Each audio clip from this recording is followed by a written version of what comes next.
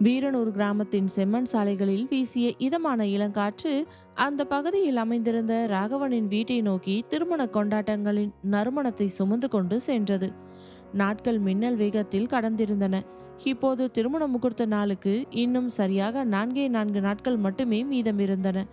வீட்டின் பரந்த முன்பகுதியில் அதிகாலை முதலே பெரும் பரபரப்பு தொற்றிக் கொண்டிருந்தது. வாசலின் இருபுறமும் பிரம்மாண்டமான பந்தல் அமைக்கும் பணிகள் முழுவீச்சில் நடைபெற்று வந்தன. உயரமான காட்டு மூங்கில் கழிகளை வரிசையாக நட்டு அதன் மேலே தென்னை ஓலைகளையும் காய்ந்து போகாத பச்சை மாமரத்து இலைகளையும் கொண்டு தோரணங்கள் கட்டும் சத்தம் வீடெங்கும் கேட்டுக்கொண்டிருந்தது. வாசற்படியின் நிலப்படியில் பச்சரிசி மாவினால் இட்ட தாமரை கோலங்கள் பிரகாசித்தன. வீட்டின் பெரிய கூடத்திற்குள் சென்றால் அக்கம் பக்கத்து கிராம பெண்கள் பலரும் கூடி அமர்ந்து தாம்பூல பைகளையும் சீர்வரிசைக்குரிய பித்தளை பாத்திரங்களையும் பட்டு துணிகளையும் வரிசை வரிசையாக அடுக்கி கொண்டிருந்தனர்.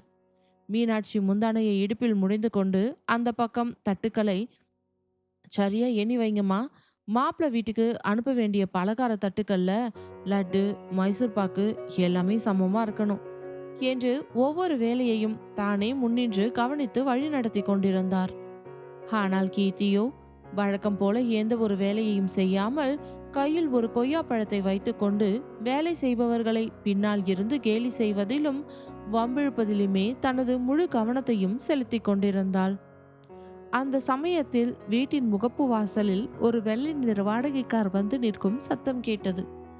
ஹாலின் ஜன்னல் ஓரமாக நின்றிருந்த வைஷ்ணவி காரின் சத்தத்தை கேட்ட அடுத்த நொடியே ஹை வந்துட்டாங்க என்று சொல்லிக்கொண்டு முகமெல்லாம் பூரித்து போய் வாசலை நோக்கி ஓடி வந்தாள். காரின் கதவு வேகமாக திறக்கப்பட உள்ளிருந்து தனது தோள்பையை மாட்டிக்கொண்டு முதலில் துள்ளி குதித்து இறங்கினாள் அவளது ஆருழி தோழி ஹரிணி. வாசற்படியில் நின்றிருந்த வைஷ்ணவியை பார்த்த அடுத்த கணமே வைஷு என்று மொத்த தெருவி அதிரும் அளவுக்கு உற்சாகமாக கூச்சலிட்டு ஓடி வந்து அவளை இறுக்கமாக கட்டியணைத்து கொண்டாள்.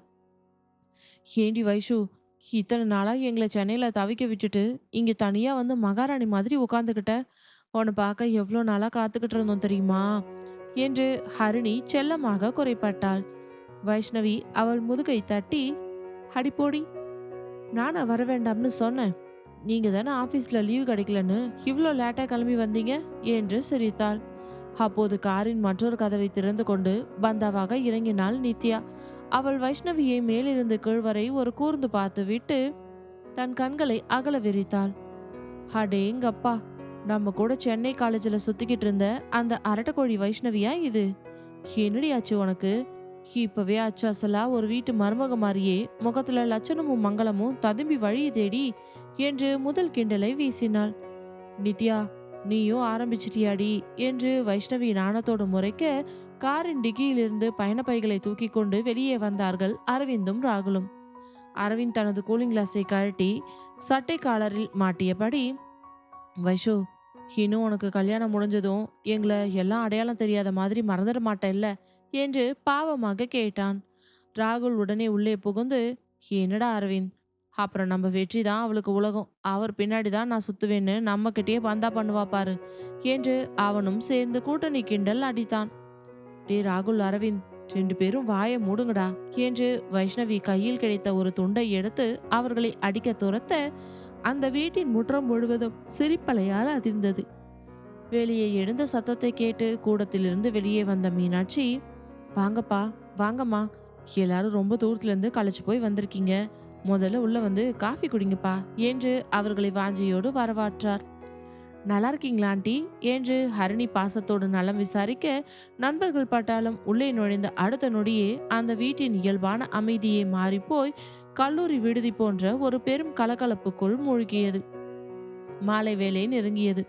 சூரியனின் செவ்வொளி மாமரங்களின் வழியே முற்றத்தில் விழுந்து கொண்டிருக்க ஹாலின் நடுவே போட்டிருந்த பாயில் நண்பர்கள் 4வரும் வைஷ்ணவியும் கீர்த்தியும் வட்டமாக அமர்ந்து தங்களின் பழைய சென்னை நினைவுகளை பேசி சிரித்து கொண்டிருந்தார்கள். அப்பொழுது வைஷ்ணவிக்கு அருகில் இருந்த ஒரு செம்பு தண்ணீரை எடுத்து குடித்து கொண்டிருந்த சமயத்தில் ஹரிணி சட்டென கண்களை சிமிட்டி, ஆமா வைஷு, வெற்றியண்ணா இப்போ எங்கடி இருக்காரு என்று யதார்த்தமாக கேட்டாள். அவள் அந்த கேள்வியை கேட்ட நொடியில் தண்ணீர் குடித்து கொண்டிருந்த வைஷ்ணவிக்கு தொண்டையில் தண்ணீர் அடித்து குக் குக்கென பயங்கரமாக விக்கல் எடுத்து இரும தொடங்கினாள். அவளது அந்த திடீர் தடுமாற்றத்தையும் முகம் முழுவதும் சிவந்து போனதையும் பார்த்த நண்பர்கள் பட்டாளம் சோஃபாவில் விழுந்து விழுந்து வயிறு குலுங்க சிரிக்க தொடங்கியது. நித்யா தலையில் அடித்து கொண்டு, ஏண்டி வைஷு, ஒரு சாதாரண கேள்வி கேட்டதுக்கே இப்படி பதறி போய் இருமுற அளவுக்கு ஓ மனசுக்குள்ள வெற்றி என்ன அத்தனை ஆழமா உட்கார்ந்துருக்காராடி என்று சீண்டினாள். ஹரிணி கலகலவென சிரித்து, நான் சும்மா பேருக்கு தன்னடி கேட்டேன், அதுக்குள்ள இவன் முகத்துல வழியிற வெக்கத்தை பாருங்களேன் என்றாள். வைஷ்ணவி தன் இருமலை சரி செய்து கொண்டு மிகவும் சாதாரணமாக பேசுவது போல பாவனை செய்து, அவர் வயல் வேலையை முடிச்சுட்டு வீட்டில் இருப்பாரு என்றால் மெல்லிய குரலில். வீட்டில் இருப்பாராம், அவரோட பேரை சொல்லும் போதே குரல்ல அப்படியே தேனும் காதலும் வழியுது பாருடி என்று ராகுல் கத்த அந்த இடமே மீண்டும் ஒருமுறை பெருஞ்சிரிப்பில் மூழ்கியது.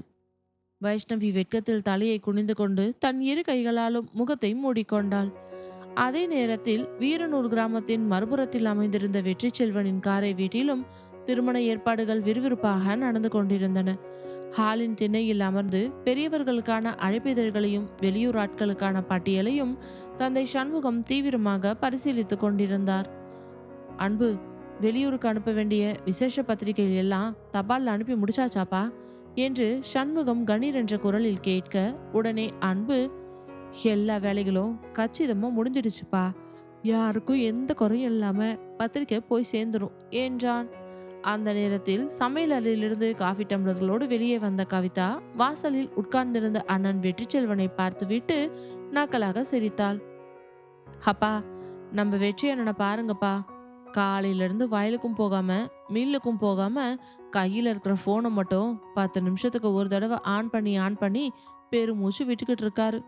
அன்னிக்கிட்ட இருந்து இன்னும் மெசேஜ் வரல போலிருக்கே என்று தந்தையிடம் போட்டு கொடுத்தாள். அன்புவும் உடனே சேர்ந்து கொண்டு, ஆமாப்பா, அண்ணன் இப்போ முழுசா காதல் உலகத்துல மிதந்துட்டு இருக்காரு தெரியுமா என்று கலாய்த்தான். வெற்றி புருவங்களை சுருக்கி அவர்களை பொய்யாக முறைத்து பார்த்து, டே அன்பு, கவிதா, 2 பேருக்கும் வேற வேலையே இல்லையடா என்று கேட்டதும், வேலையெல்லாம் நிறைய இருக்குதண்ணே, ஆனா உங்களை வம்பிழுத்து கலாய்க்கிற இந்த வேலை தான் எங்களுக்கு உலகத்திலேயே ரொம்ப முக்கியமான வேலை என்று கவிதா சொல்ல, சண்முகம் தனது மீசைக்குள் சிரிப்பை அடக்க முடியாமல் வாய்விட்டு சிரித்து விட்டார். அன்று இரவு 10 மணி. இரவு உணவிற்கு பிறகு கீழே ஹாலில் நண்பர்கள் அனைவரும் அரட்டை எடுத்து கொண்டிருக்க, அமைதியை தேடி மேல்மாடி திறந்தவெளிக்கு வந்து நின்றாள் வைஷ்ணவி. வானத்தில் நட்சத்திரங்கள் மின்னிக் கொண்டிருக்க, குளிர்ந்த இரவு தென்றல் அவளது கூந்தலை மெதுவாக அசைத்து பார்த்தது. திருமண முகூர்த்த நாளின் நெருக்கம் அவளது நெஞ்சிற்குள் ஒரு சுகமான பாரத்தையும் சிலிர்ப்பையும் தந்திருந்தது. அப்போது அவளது கையில் இருந்த அலைபேசி திடீரென அதிர்ந்து பாடல் பாட தொடங்கியது. திரையில் ஒளிர்ந்த அந்த பெயர் வெற்றி காலிங் என்ற பெயரை பார்த்த அடுத்த வினாடியே அவளது உதடுகளில் யாராலும் தடுக்க முடியாத ஒரு பேரழகான புன்னகை மலர்ந்தது. மாடியில் யாரும் இல்லை என்பதை உறுதி செய்து கொண்டு எலிசான படபடப்போடு அழைப்பை ஏற்று தனது காதில் வைத்தவள், ஹலோ என்றாள் மிகவும் மெல்லிய குரலில். என்ன மேடம் வைஷ்ணவி அவர்களே, உங்க ஃப்ரெண்ட்ஸ் எல்லாரும் பட்டாளமா வந்து இறங்கின உடனே ஓ வருங்கால புருஷனை சுத்தமா மறந்துகிட்டீங்களாக்கும் என்று வெற்றியின் கம்பீரமான அதே சமயம் உரிமை கலந்த குரல் மறுமுனையில் கேட்டது. வைஷ்ணவி சிரித்து கொண்டு, அப்படியெல்லாம் ஒன்றும் இல்லைங்க, சும்மா அவங்க கூட பேசிக்கிட்டு இருந்தேன் என்றாள். சரிடி வைஷு, நான் நாளைக்கு காலையில உங்க வீட்டுக்கு நேர்ல வரேன். எதுக்குங்க திடீர்னு நாளைக்கு காலையில வரேன்னு சொல்றீங்க என்று அவள் ஆச்சரியமாக கேட்க, கல்யாண மண்டப வேலைகள் பந்தல் கணக்கெல்லாம் ராகவன் மாமா கிட்ட நேர்ல பேசணும், அது மட்டும் இல்லாம என்று சில நொடிகள் தனது பேச்சை நிறுத்தினான் வெற்றி. வேற என்னங்க விஷயம் என்று வைஷ்ணவி ஆர்வத்தோடு கேட்டாள். வெற்றி தனது ஆழமான நெஞ்சிலிருந்து எந்த ஒரு தயக்கமும் இன்றி, உன்னை நேர்ல பார்க்கவும் தாண்டி என்று அத்தனை அழுத்தமாக சொன்னான். அவன் அத்தனை உரிமையோடு சொன்ன அந்த நேரடியான வார்த்தை வைஷ்ணவியின் இதய கூட்டுக்குள் ஒரு பூகம்பத்தை உண்டாக்கியது போல இருந்தது. அவளது விரல்கள் சேலை முந்தானையை இறுக்கமாக பிசைந்தன.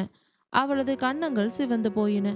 அவள் பேச்சற்று அமைதியாக நிற்பதை உணர்ந்த வெற்றி செல்வன், ஹலோ வைஷு, லைன்ல இருக்கியாடி என்று கனிவோடு கேட்டான். என்று மட்டுமே அவளால் முணுக முடிந்தது. அவளது மௌனத்தில் வழிந்த அந்த எல்லையற்ற நாணத்தை புரிந்து கொண்ட வெற்றி மனதார சிரித்துவிட்டு, சரிடி வைஷு, நாளைக்கு காலையில நேர்ல சந்திக்கலாம், நல்லா தூங்கு என்று சொல்லி இணைப்பை துண்டித்தான். அழைப்பு முடிந்த பிறகும் கூட அவன் பேசிய அந்த வார்த்தைகளின் சிலிர்ப்பும் அவனது குரலின் கம்பீரமும் வைஷ்ணவியின் மனதை விட்டு அகலவே இல்லை. அவள் நிலவை பார்த்தபடி நீண்ட நேரம் அங்கேயே நின்றிருந்தாள். ஆனால் வீரனூர் கிராமத்தின் மேற்கு தெருவில் உள்ள தனது காரை வீட்டில் பால்கனியில் அமைதியின்றி அங்குமிங்கும் உலாவிக் கொண்டிருந்தாள் பிரியா. அவளது கைகள் பால்கனி சுவரை ஆத்திரத்தோடு இறுக பற்றி இருந்தன. வெற்றிச்செல்வன் மற்றும் வைஷ்ணவியின் திருமண ஏற்பாடுகள் ஊரே மெச்சும் வகையில் எந்த ஒரு தடையுமின்றி அடுத்தடுத்த கட்டங்களை நோக்கி அசர வேகத்தில் நகர்வதை அவளது பொறாமை பிடித்த மனதால் கொஞ்சமும் தாங்கிக் கொள்ளவே முடியவில்லை. தனது பற்களை நரநரவென்று கடித்து கொண்டு, இவங்க 2 பேரோட கல்யாணம் இவ்வளோ சுலபமா நடந்து முடிஞ்சிடுமா என்ன? இந்த பிரியாவை அவமானப்படுத்திட்டு இந்த வெற்றிச்செல்வன் இன்னொருத்தையோட நிம்மதியா வாழ்ந்துட முடியுமா என்று விஷமத்தனமாக முணுமுணுத்தாள்.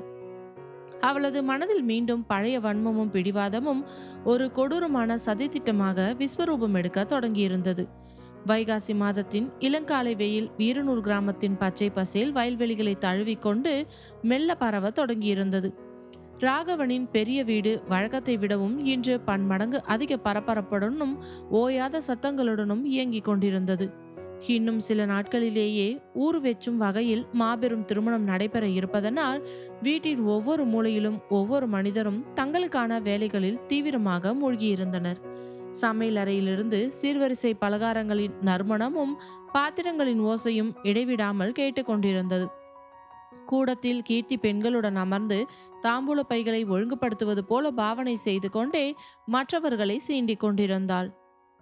சென்னையிலிருந்து வந்திருந்த வைஷ்ணவியின் கல்லூரி தோழர்களான ஹரிணி, நித்யா, ராகுல், அரவிந்த் ஆகிய 4வரும் வீட்டின் கூடத்தில் நின்றபடி திருமண மண்டபத்தில் செய்ய வேண்டிய ஏற்பாடுகளை பற்றி பேசி வீட்டையே கலகலப்பான சிரிப்பலையால் அதிர வைத்து கொண்டிருந்தார்கள்.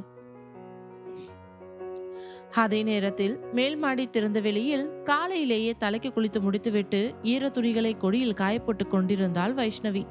அவளது உடல்தான் அங்கே இயந்திரமாக வேலை செய்து கொண்டிருந்ததை தவிர அவளது எண்ணமும் ஆழமான நினைவுகளும் முற்றிலும் வேறு எங்கிலோ வட்டமடித்து சிதறித்து கொண்டிருந்தன. நேற்று நள்ளிரவில் மாடியில் நின்றபோது வெற்றி அலைபேசி வழியே தனக்கு கொடுத்த அந்த ஒற்றை வாக்குறுதிதான் அவளது நினைவில் மீண்டும் மீண்டும் நிழலாடியது. நாளைக்கு காலையில உங்க வீட்டுக்கு நேர்ல வரேன் வைஷு. மண்டப வேலைகளை பேசவும் அது மிட்டாம உன்னை நேர்ல பார்க்கவும் தான். அவன் அத்தனை கம்பீரத்தோடும் காதலோடும் சொன்ன அந்த வார்த்தைகளை நினைத்த மாத்திரத்திலேயே கொடியில் துணியை பிடித்து கொண்டிருந்த வைஷ்ணவியின் பவள இதழ்களில் அவளுக்கே தெரியாமல் ஒரு பேரழகான புன்னகை மலர்ந்தது. ஏண்டி வைஷு என்று அவளுக்கு பின்னால் இருந்து திடீரென குரல் கொடுத்தாள் ஹரிணி.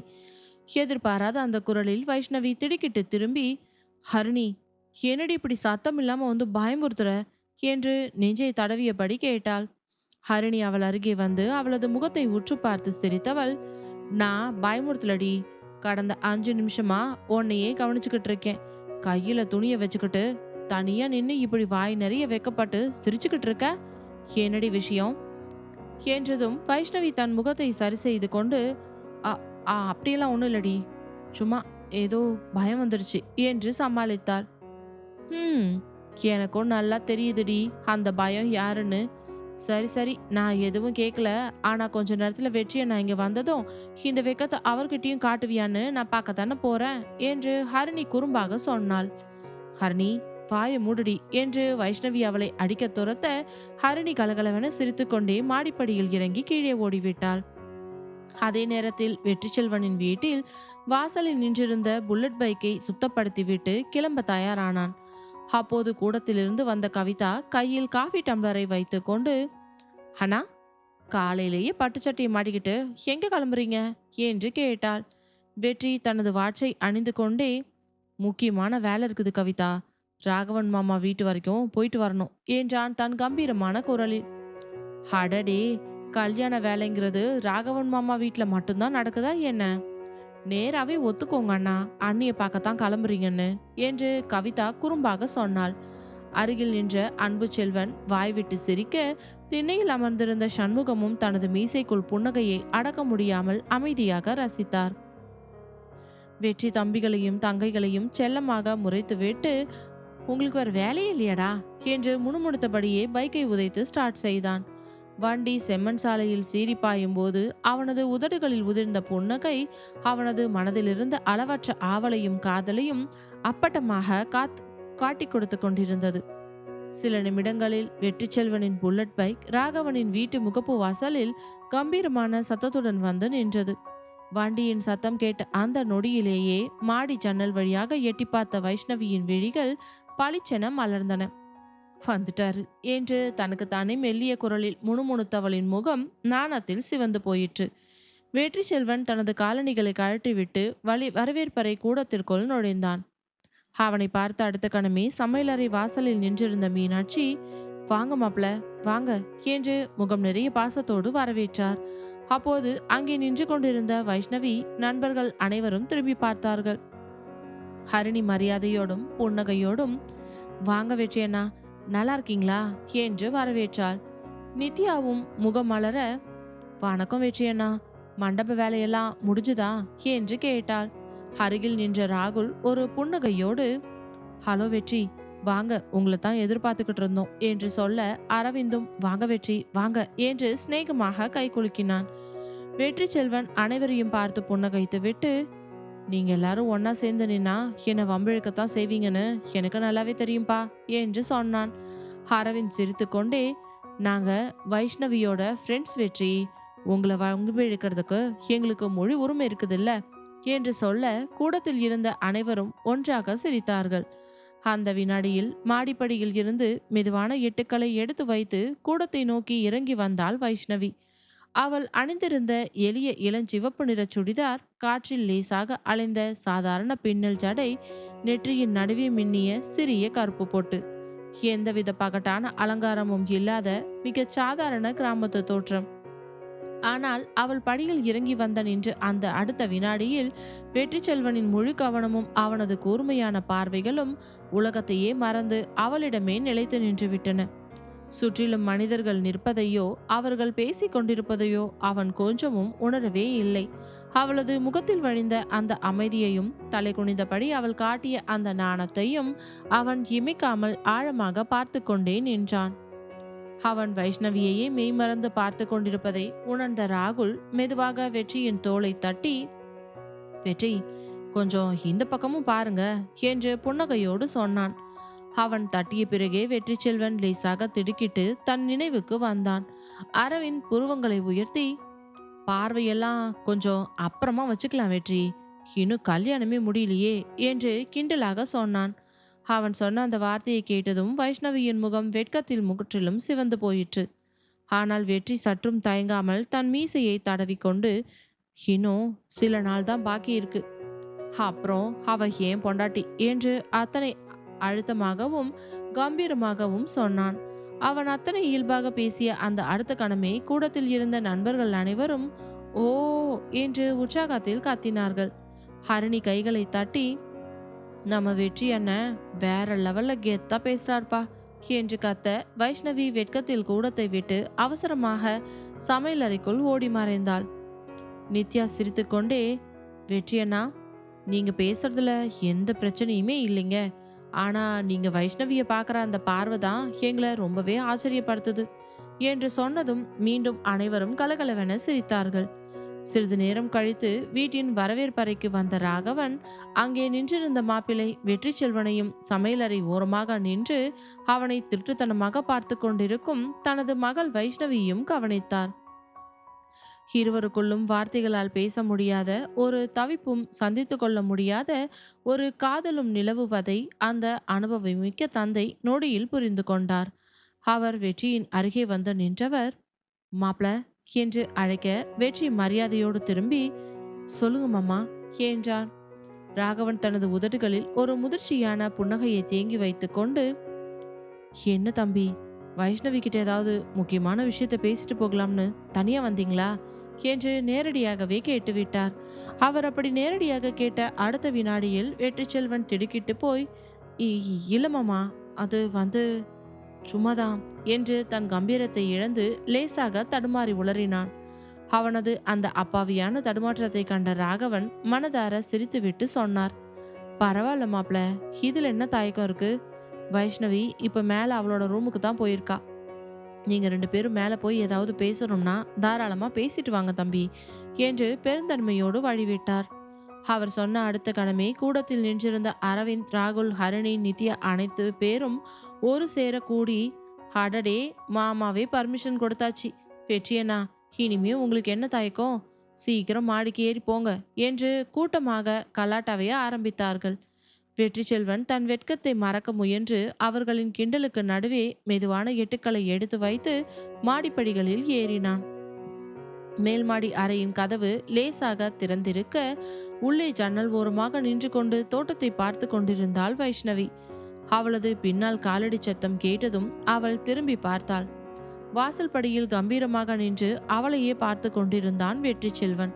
அவன் உள்ளே நுழைந்து கதவை லேசாக சாத்திவிட்டு அவளை நோக்கி மெதுவான அடிகளை எடுத்து வைத்து முன்னால் வந்தான். வைஷ்ணவிக்கு இதயம் தடதடவென துடிக்க ஆரம்பித்தது. என்னங்க நீங்க அப்பா முன்னாடியே இப்படி மாடிக்கு வந்துட்டீங்க என்று தழுத்தழுத்த குரலில் கேட்டவள் பின்னால் நகர ஜன்னல் கம்பியில் முட்டிக்கொண்டு நின்றாள். வெற்றி செல்வன் அவளுக்கு மிக அருகில் வந்து நின்றான். அவனது உடலின் வெப்பம் அவன் அணிந்திருந்த சந்தன வாசையும் அவளது முகத்தை தழுவியது. அவளது கண்களை ஆழமாக ஊடுருவி பார்த்து சொன்னான், உங்க அப்பாவே உன்கிட்ட பேசிட்டு வர சொல்லி அனுப்பிட்டாருடி வைஷு. அப்புறம் இந்த வெற்றி செல்வன் தயங்கி நிப்பேனா என்ன என்றதும் வைஷ்ணவி தன் பார்வையை தரைக்கு மாற்றிக்கொண்டு, கீழே எல்லாரும் நின்று நம்மளையே கிண்டல் பண்ணிக்கிட்டு இருக்காங்க என்றாள். வெற்றி செல்வன் தனது வலது கரத்தை மெருவாக உயர்த்தி அவளது கன்னத்தில் படர்ந்திருந்த மெல்லிய முடிக்கற்றைகளை அவளது காதோரமாக ஒதுக்கிவிட்டான். அவனது விரல்கள் அவளது கன்னத்தை தீண்டிய அந்த ஒற்றை நொடியில் வைஷ்ணவியின் உடலெங்கும் ஒரு சுகமான மின்னல் பாய்ந்தது போல சிலிர்த்தது. அவளது முகத்தை நிமிர்த்தி தனது கண்களோடு அவளது கண்களை நேருக்கு நேராக கலக்கவிட்ட வெற்றி, வைஷு, நேற்று ராத்திரி வீடியோ காலில் உங்ககிட்ட பேசுனதுக்கு பிறகு என் மனசுக்குள்ள ஒரு நிமிஷம் கூட அமைதியே இல்லடி. இன்னைக்கு காலையில இந்த சிவப்பு சுடிதார்ல அவ்வளவு அழகா நீ படியில இறங்கி வந்த அந்த காட்சியை பார்த்ததுல இருந்து என் மொத்த உசுருமே உன்கிட்ட தாண்டி நிக்குது. வைஷ்ணவி அவனது நெஞ்சை தொட்டுவிடும் தூரத்தில் நின்று கொண்டு, வெற்றி ப்ளீஸ், நீங்க இப்படி பேசுனா எனக்கு ரொம்ப வெக்கமா இருக்குதுங்க என்று தன் பவள உதடுகளை கடித்து முணுமுணுத்தாள். வெற்றி செல்வன் அவளது கண்களை வைத்த கண் வாங்காமல் பார்த்து சொன்னான், இந்த வெட்கத்தை தாண்டி நான் வாழ்நாள் முழுக்க என் பக்கத்துல வச்சு ரசிச்சுக்கிட்டே இருக்கணும்னு ஆசைப்படுறேன். இன்னும் 3 நாள்ல நீ என் பொண்டாட்டியா என் வீட்டுக்குள்ள கால் எடுத்து வைக்க போற. அதை நினைக்கும் போதே இந்த வெற்றி செல்வனுக்கு உலகமே கைக்குள்ள வந்த மாதிரி இருக்குதுடி வைஷு. அவன் அத்தனை உண்மையான நேசத்தோடு சொன்ன அந்த வார்த்தைகள் வைஷ்ணவியின் இதய கூட்டை முழுமையாக உலுக்கியது. அவள் நாணத்தோடு அவனது மார்பில் சாய்ந்துவிட துடிக்கும் தன் மனதை கட்டுப்படுத்தி கொண்டு அவனது கண்களை பார்த்து மென்மையாக புன்னகைத்தாள். அவளது அந்த பேரழகான சிரிப்பை கண்ட வெற்றி செல்வன் அவள் நெற்றியில் தனது விரல்களால் மெல்ல கோடு இழுக்க வைஷு தன் இரு கண்களையும் இறுக்கமாக மூடிக்கொண்டாள். அவளுடைய உணர்ச்சிகளை பார்த்தவனுக்கு தன்னுடைய உணர்ச்சிகளை கட்டுப்படுத்தி கொள்ளவே முடியவில்லை. அவள் உதடுகளை மடித்து பற்களுக்கு இடையில் வைத்து கடித்தபடி நின்றிருக்க மெதுவாக அந்த உதட்டில் கை வைத்தவன் அந்த இதழினை விடுவித்துவிட்டு, ஹே பொண்டாட்டி, இது என்னோட ப்ராப்பர்ட்டி. இதை கடிக்கவோ காயப்படுத்தவோ உனக்கு கொஞ்சம் கூட உரிமை கிடையாது, புரியுதா? ஏதா இருந்தாலும் அது இந்த வெற்றிக்கு மட்டும்தான் சொந்தம், சரியா என்று கூற மெதுவாக கண்களை திறந்து பார்த்தவளின் முகமோ குப்பென்று வெட்கத்தில் தக்காளி போல சிவந்தது. அவள் கண்களை திறக்கட்டும் என்று காத்திருந்தவன் அவள் எதிர்பார்க்காத நேரத்தில் அவள் இதழினை அவளது இதழோடு மெதுவாக ஒட்ட வைக்க அவனுடைய தடித்த அதரங்கள் அவளது மெல்லிய இதழ் மேல் வந்து மோதிய தருணம் வைஷ்ணவியின் கண்கள் ஆச்சரியத்திலும் அதிர்ச்சியிலும் விரிந்தது. அவளுடைய அதிர்ச்சியான கண்களை பார்த்து கொண்டிருந்த வெற்றிக்கு அதில் விழுந்துவிட மாட்டோமா என்ற பேராவல் எழ, இதற்கு மேல் இங்கு இருந்தால் சரிப்பட்டு வராது, கண்டிப்பாக தான் எல்லையை தாண்டி விடுவோம் என்று நினைத்தவன் உள்ளுக்குள்ளேயே தன் மனதை கட்டுப்படுத்தி கொண்டு, சரி வைஷு, நான் கீழே போறேன். இதுக்கு மேல நான் இங்க இருந்தா அது உனக்கு எனக்கும் நல்லது கிடையாது. கல்யாண மண்டபத்துல நாம சந்திக்கலாம் என்று கூறிவிட்டு விடை பெற்றான். அந்த நாள் முழுவதும் வீட்டில் திருமண வேலைகளும் நண்பர்களின் சிரிப்பலையும் வெற்றி வைஷ்ணவிக்கு இடையிலான அந்த அழகான மறைமுக பார்வைகளும் இடைவிடாமல் தொடர்ந்து கொண்டே இருந்தன. ஆனால் அதே நேரத்தில் வீரனூர் கிராமத்தின் மேற்கு தெருவில் உள்ள தனது காரை வீட்டின் தனி அறையில் கண்களில் அனல் பறக்க கையில் இருந்த போனை வெறுத்து பார்த்து கொண்டிருந்தாள் பிரியா. அவளது தோழி ரகசியமாக எடுத்து அனுப்பியிருந்த ஒரு புகைப்படம் அவளது அலைபேசி திரையில் ஒளிர்ந்தது. அதில் ராகவனின் வீட்டு முற்றத்தில் வெற்றி செல்வனும் வைஷ்ணவியும் ஒருவரையொருவர் ஆழமாக பார்த்து உலகத்தையே மறந்து பூரிப்போடு சிரித்து கொண்டிருந்த காட்சி அத்தனை தெளிவாக பதிவாகி இருந்தது. அந்த புகைப்படத்தை பார்த்த அடுத்த வினாடியில் பிரியாவின் முகம் கொடூரமான ஆத்திரத்திலும் எரியும் பொறாமையிலும் விகாரமாக மாறியது. அவளது விரல்கள் போனை உடைத்துவிடும் அளவுக்கு இறுக்கமாக பிடித்தன. தனது பற்களை நரநரவென கடித்துக்கொண்டு, நான் வேண்டாம்னு தூக்கி எறிஞ்ச இந்த வெற்றி செல்வன் ஏன் கண்ணு முன்னாடியே இன்னொருத்தியோட இவ்வளவு தூரம் நிம்மதியாகவும் சந்தோஷமாகவும் வாழ்ந்துட முடியுமா என்று விஷமத்தனமாக முணுமுணுத்தாள். அவளது கண்களில் அந்த திருமணத்தை எந்த எல்லைக்கு சென்றாவது தடுத்து நிறுத்த வேண்டும் என்ற ஒரு பயங்கரமான ஆபத்தான சதித்திட்டம் தீயாக மின்ன தொடங்கியது. திருமணத்திற்கு இன்னும் 2 நாட்களே மீதம் இருந்தன. ராகவனின் வீடு முழுவதும் வெளியூர் சொந்தக்காரர்கள், அத்தை, மாமன்மார்கள், சென்னை கல்லூரி நண்பர்கள் என மனிதர்களின் கூட்டத்தால் நிரம்பி வழிந்தது. ஒரு பிரம்மாண்டமான கிராமத்து திருவிழா கூடாரமாகவே மாறியிருந்த வீட்டின் நாலாபுறங்களிலும் மங்கள வாத்தியங்களின் ஒளியும் பெண்களின் வளையோசையும் கலகலப்பான சிரிப்பு சத்தங்களும் ஓயாமல் கேட்டுக்கொண்டே இருந்தன. அன்று மாலை வைஷ்ணவிக்கு முறைப்படி நலங்கு வைபவம் நடைபெறவிருந்தது. அதனால் அதிகாலை விடியலில் இருந்தே வீட்டின் பெண்கள் அனைவரும் ஒரு வினாடி கூட ஓய்வில்லாமல் அங்கும் இங்கும் ஓடி ஓடி வேலைகளை கவனித்து கொண்டிருந்தார்கள். மீனாட்சி, கீர்த்தி, தோழிகள் ஹரிணி, நித்யா என 4வரும் சிறுவரிசை தட்டுக்களை அலங்கரிப்பதிலும் மஞ்சள், சந்தனம், பன்னீர் கலசங்களை ஒழுங்குபடுத்துவதிலும் தீவிரமாக மூழ்கியிருந்தனர். கூடத்தின் ஒரு மூலையில் நின்றபடி மீனாட்சி, ஹரிணிமா, அந்த பக்கத்து மேஜையில் இருக்க தாம்பூல பைகளை கொஞ்சம் இறக்கி எடுத்துட்டு வாமா என்று அன்போடு குரல் கொடுத்தார். ஹரிணி துள்ளி குதித்து ஓடி வந்து, இதோ ஒரு நிமிஷத்துல கொண்டு வந்துடுறேம்மா என்று அந்த பைகளை அவரிடம் நீட்டினாள். அவள் பேசியதை கவனித்த கீர்த்தி தன் இடுப்பில் கையை வைத்து கொண்டு, அடேங்கப்பா, ஹரிணி அக்கா, எப்பவுமே ஆன்டி ஆன்டின்னு கூப்பிட்டு இருந்தவங்க இன்னைக்கு என்ன திடீர்னு என் அம்மாவை அம்மான்னு இவ்வளோ பாசமா கூப்பிட ஆரம்பிச்சிட்டீங்க என்று குறும்பாக கேட்டாள். ஹரிணி லேசாக சிரித்துவிட்டு, பின்ன என்னடி கீர்த்தி, ஆன்டின்னு சொன்னா ஏதோ ரொம்ப தூரத்து ஆள் மாதிரி இருக்குதுடி, அம்மான்னு கூப்பிட்டாதான் ரொம்ப சொந்தமா மனசுக்கு அத்தனை நெருக்கமா இருக்குது என்றாள்.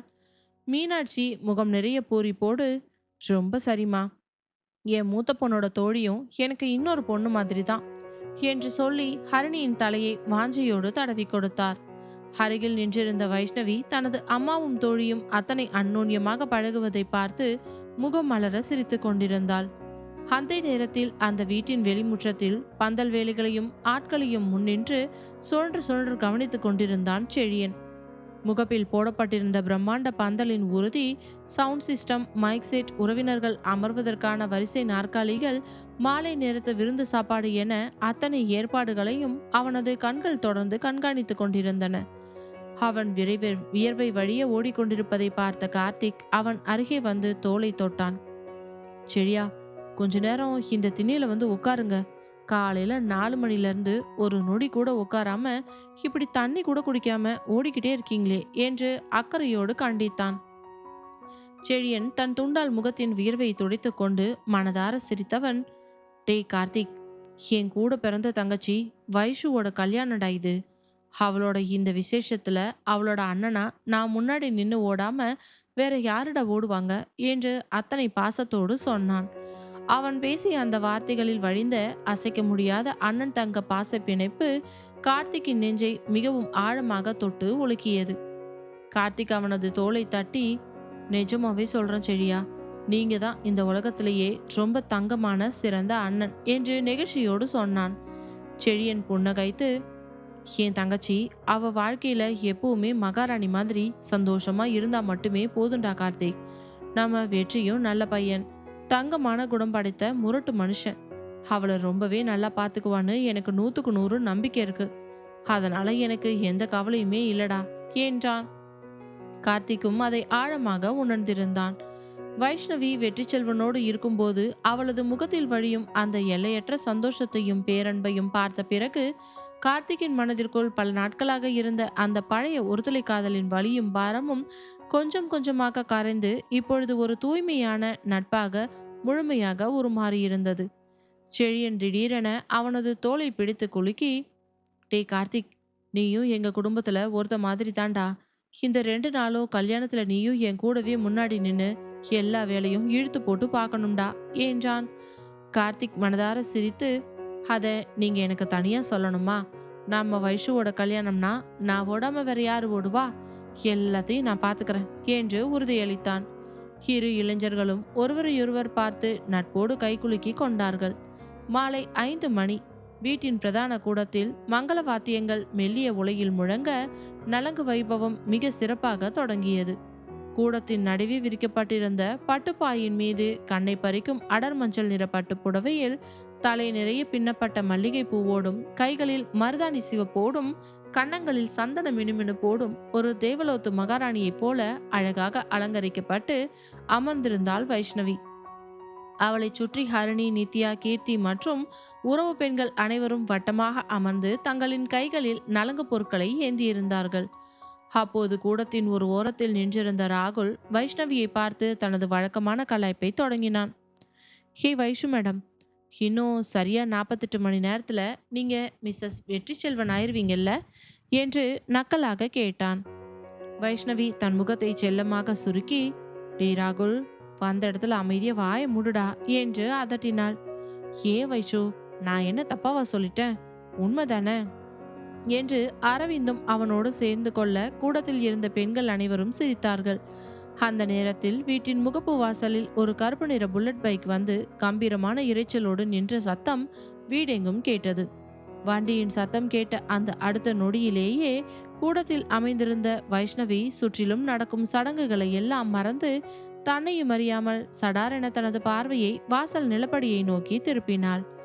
அவளது அந்த திடீர் தவிப்பையும் வாசலை நோக்கி ஏங்கும் கண்களையும் பக்கத்தில் அமர்ந்திருந்த ஹரிணி மிக கச்சிதமாக கவனித்து விட்டாள்.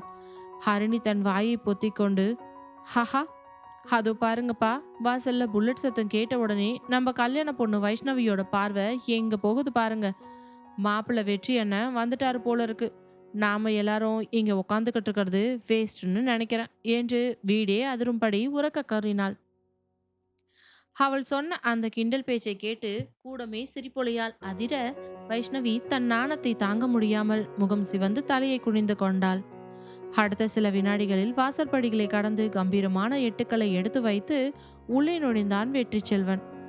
பளிச்சென்று தூய வெள்ளை நிற பட்டுச்சட்டை, கரையிட்ட பட்டு வேஷ்டி, முறுக்கிய அடர்த்தியான மீசை, எந்தவிதமான தேவையற்ற பகட்டும் இல்லாத அவனது வழக்கமான ராஜ கம்பீரம். ஆனால் கூடத்திற்குள் நுழைந்த அவனது கூர்மையான கண்கள் சுற்றிலும் நின்ற நூற்றுக்கணக்கான உறவினர்களை கடந்து நேராக மஞ்சள் பட்டு புடவையில் தேவதையாய் அமர்ந்திருந்த வைஷ்ணவியின் மீதே போய் அத்தனை அழகாய் நிலைத்து நின்றது.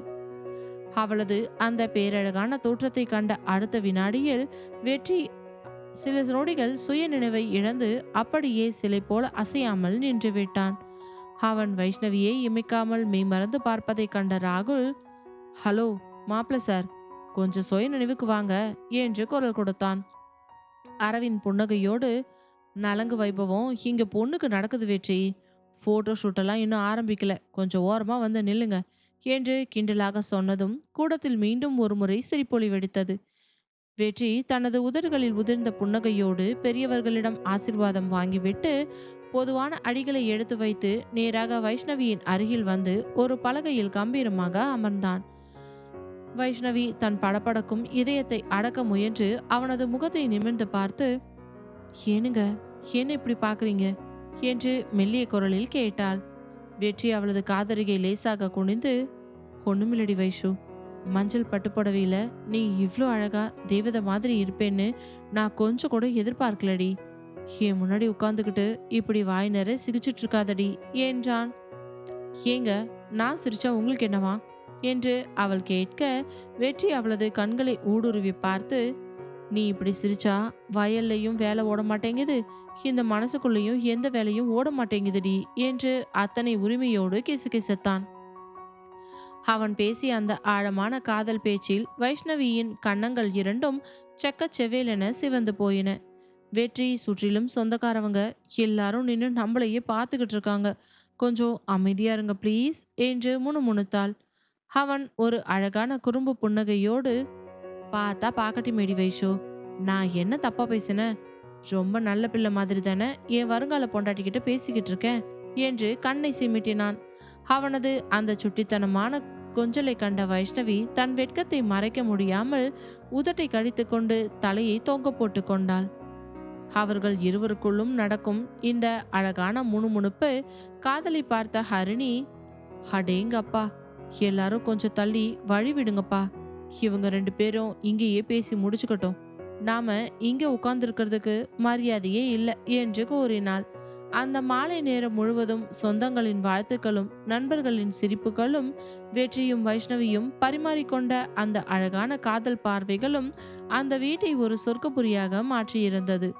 ஆனால் அதே அந்திமாலை நேரத்தில் ராகவனின் வீட்டு முகப்பு வாசலுக்கு எதிரே இருந்த ஒரு பெரிய மரத்தின் நிழலில் மறைவாக நின்று கொண்டிருந்தாள் பிரியா.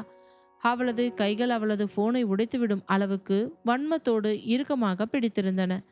பந்தலின் உள்ளே மஞ்சள் பட்டு புடவையில் மின்னும் வைஷ்ணவியின் அருகிலேயே அமர்ந்து அவளது முகத்தை பார்த்து வெற்றி செல்வன் அத்தனை பேரன்போடும் காதலுடன் உருகி உருகி பேசிக் கொண்டிருந்தாலும் அந்த காட்சியை அவளது வஞ்சகமான கண்கள் இமைக்காமல் வெறித்து பார்த்து கொண்டிருந்தன. அவளது நெஞ்சிற்குள் பொறாமையும் ஆத்திரமும் ஒரு பெரும் காட்டு தீயாக கொழுந்துவிட்டு எரிந்தது. தனது பற்களை நரநரவென கடித்து கொண்டு, இல்ல, இந்த வெற்றி செல்வனோட வாழ்க்கையில இந்த வைஷ்ணவி இவ்வளோ சந்தோஷமா ஒரு நாளும் காலடி எடுத்து வச்சிடவே முடியாது. இந்த கல்யாணம் இவ்வளவு சுலபமா நடந்து முடிஞ்சிட நான் ஒரு நாளும் விட மாட்டேன் என்று விஷமத்தனமாக முணுமுணுத்தாள். அவளது கொடூரமான மனதில் இன்னும் 48 மணி நேரத்திற்குள் நடக்கவிருக்கும் அந்த திருமணத்தை அடியோடு சீர்குலைத்து நிறுத்துவதற்கான ஒரு பயங்கரமான நச்சுத்திட்டம் மிக வேகமாக வடிவம் பெற தொடங்கியிருந்தது.